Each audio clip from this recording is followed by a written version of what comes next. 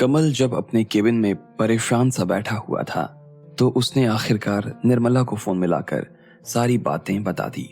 निर्मला ने जब कमल से कुछ वक्त मांगा और उसके बाद उसने ये सारा मसला प्रफुल्ल के सामने रख दिया। प्रफुल्ल ने निर्मला को एक ऐसा रामबाण समाधान दिया था जिसे सुनने के बाद निर्मला और कमल दोनों का चेहरा ही चमक उठा। कमल ने निर्मला की बातें सुनकर बोर्ड मेंबर्स की मीटिंग बुलवा ली। ऐसे में लकी समझ गया था कि कमल कोई ना कोई कांड करने वाला था। वो सब लोग जब मीटिंग में पहुंचे तो कमल ने वहां वीटो इस्तेमाल करने की बात कही। ये सुनते ही सब लोग हैरान हो गए। निशांत ने कमल को रोकने के लिए शिवराज के ना होने का बहाना भी दिया, लेकिन वो रुकने वाला नहीं था।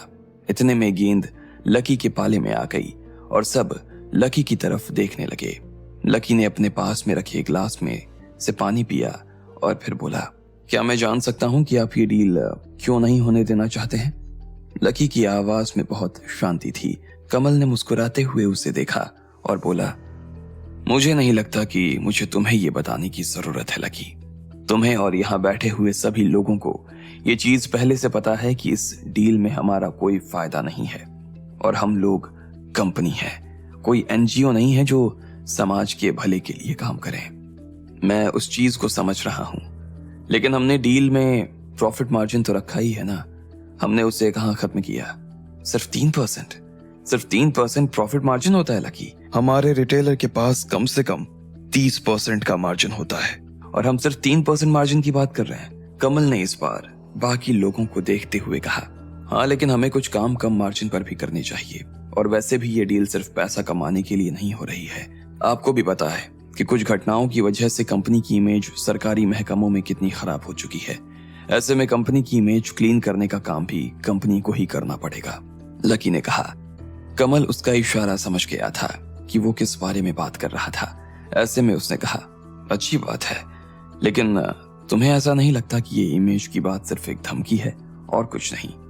उन लोगों को हमसे कम से कम मार्जिन पर काम करवाना था, इसलिए उन्होंने हमें ये धमकी दी कि सरकारी एजेंसीज हमसे नाराज हैं और हमें अपनी इमेज सुधारनी चाहिए।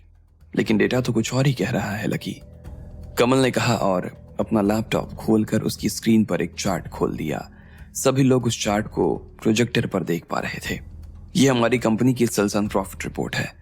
मुझे पता है कि आप लोगों ने इसे पहले भी देखा होगा, फिर भी आप लोगों की जानकारी के लिए आज फिर से दिखा देता हूं। इसमें आप इस चीज पर खास ध्यान देना, ये जो बिंदु है, इस टाइम पर प्रफुल्ल की गिरफ्तारी हुई थी और कोर्ट ने उसके ऊपर लगे आरोपों को सच माना था। अब यहां से हमारी सेल और प्रॉफिट